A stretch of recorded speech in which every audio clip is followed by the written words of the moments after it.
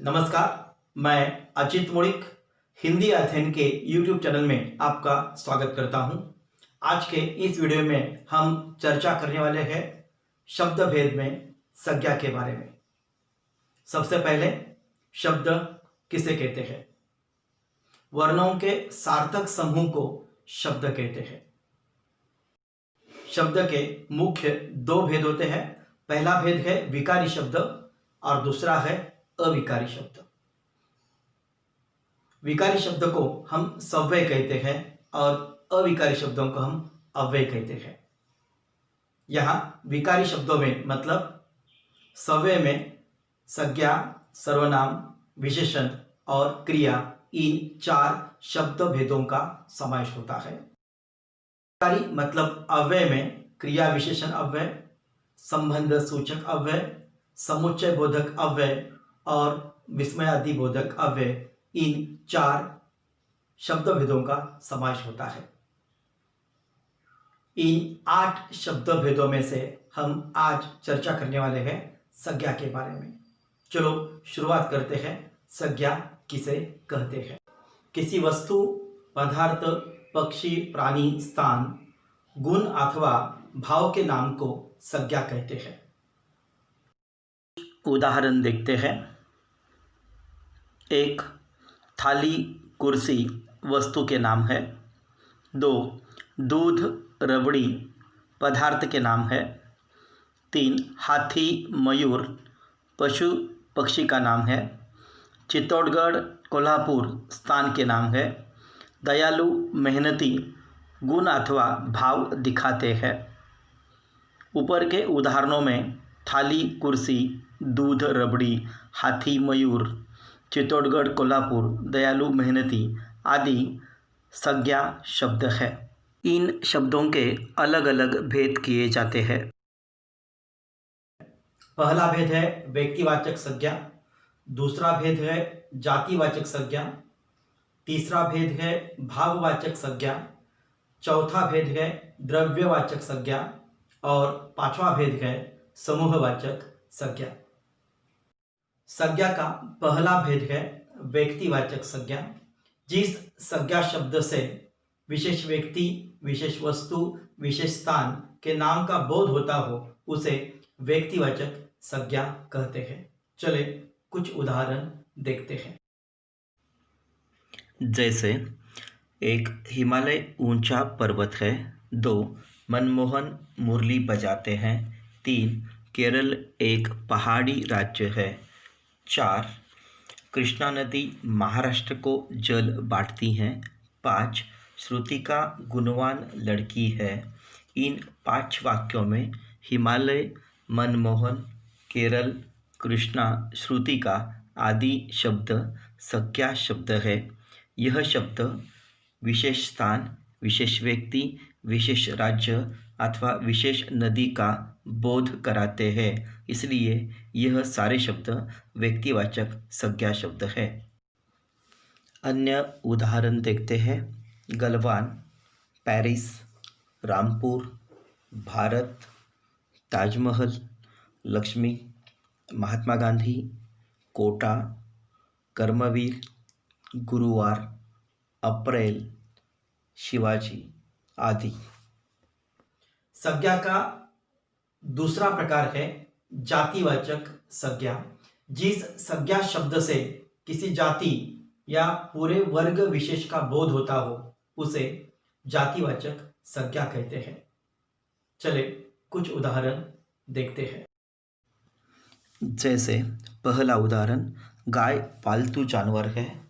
दूसरा उदाहरण तबस्सुम अच्छी लड़की है। तीसरा उदाहरण घर के सारे नौकर छुट्टी पर है। चौथा उदाहरण मराठी किस राज्य की भाषा है। 5. नदी का पानी मीठा होता है। इन 5 वाक्यों में जानवर, लड़की, नौकर, राज्य, नदी आदि शब्द अधोरेखित है। यह सारे शब्द विशेष जाति या वर्ग विशेष का बोध कराते हैं, इसलिए यह शब्द जातिवाचक संज्ञा शब्द है। अन्य उदाहरण देखते हैं। कुर्सी, मंदिर, पाठशाला, फूल, साधु, पेड़, मनुष्य, औरत, गांव, सुनार, इमारत, घर आदि जातिवाचक संज्ञा के उदाहरण है। संज्ञा का तीसरा प्रकार है भाववाचक संज्ञा। जिस संज्ञा शब्द से कोई भाव, धर्म, गुण, अवस्था अथवा दशा का बोध होता हो उसे भाववाचक संज्ञा कहते हैं। कुछ उदाहरण देखते हैं। जैसे पहला उदाहरण, रहमान ने बेदर्दी से गाय को पीट डाला। 2. गरीबी इंसान को प्रयत्नशील बनाती है। 3. छल कपट से युद्ध जीत लिया। 4. करेला कड़वा होता है। 5. उसके आलसी स्वभाव से उसका अंत हो गया। इन 5 वाक्यों में बेदर्दी, गरीबी, छल कपट, कड़वा, आलसी यह शब्द संज्ञा शब्द है। इन शब्दों से भाव, धर्म, गुण अथवा दशा आदि का बोध होता है, इसलिए यह सारे शब्द भाववाचक संज्ञा के उदाहरण है। अन्य उदाहरण देखते हैं। तेज, गरम, सुगंधित, फजीहत, कामचोर, शीतल, पशुता, मिठास, बूढ़ापा, ठंडा, कठोरता, मेहनती आदि शब्द भाववाचक संज्ञा के उदाहरण है। संज्ञा का चौथा प्रकार है द्रव्यवाचक संज्ञा। जिस संज्ञा शब्द से किसी धातु, द्रव्य या पदार्थ के नाम का बोध होता हो उसे द्रव्यवाचक संज्ञा कहते हैं। कुछ उदाहरण देखते हैं। जैसे पहला उदाहरण, राजा ने चारों बेटियों को गेहूं दिया। 2. बाबूजी आधा किलो शक्कर ले आए। 3. लक्ष्मी ने 2 दिन से दूध नहीं दिया। 4. लोहा किसानों के लिए उपयोगी है। 5. सोना चांदी किसको प्रिय नहीं होते। इन 5 वाक्यों में गेहूं, शक्कर, दूध, लोहा, सोना चांदी आदि शब्द संज्ञा शब्द है जो कि हमें धातु अथवा द्रव्य का बोध करा देते हैं, इसलिए यह सारे शब्द द्रव्यवाचक संज्ञा के उदाहरण है। द्रव्यवाचक संज्ञा के अन्य उदाहरण देखते हैं।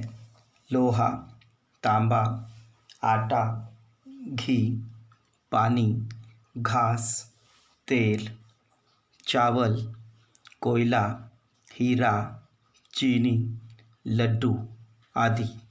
संज्ञा का पांचवा प्रकार है समूहवाचक संज्ञा। जिस संज्ञा शब्द से किसी समूह या समुदाय का बोध होता हो उसे समूहवाचक संज्ञा कहते हैं। कुछ उदाहरण देखते हैं। जैसे पहला उदाहरण, कौओं का झुंड काँव काँव करता है। 2. सैनिकों का तीसरा दल आगे बढ़ा। 3. छोटा परिवार सुखी परिवार। 4. भीड़ ने बिना सोचे समझे पथराव किया। 5. मंडली आने के बाद ही समारोह शुरू होगा। इन 5 वाक्यों में झुंड, दल, परिवार, भीड़, मंडली आदि शब्द संज्ञा शब्द है जो हमें समूह अथवा समुदाय का बोध कराते हैं, इसलिए यह सारे उदाहरण समूहवाचक संज्ञा के उदाहरण है। अन्य उदाहरण देखते हैं।